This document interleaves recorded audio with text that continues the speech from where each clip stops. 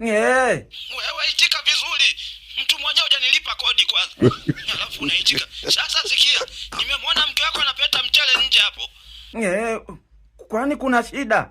Kichwa kama filimbi. Yaani kodi mjanilipa, alafu mnapata nguvu ya kupika wali. Kwa furaha ipi?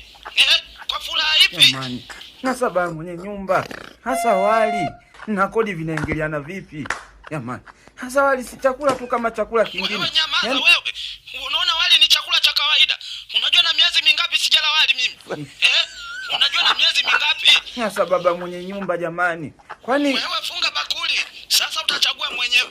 Unilipe kodi au na mimi nije kula wali huo. you go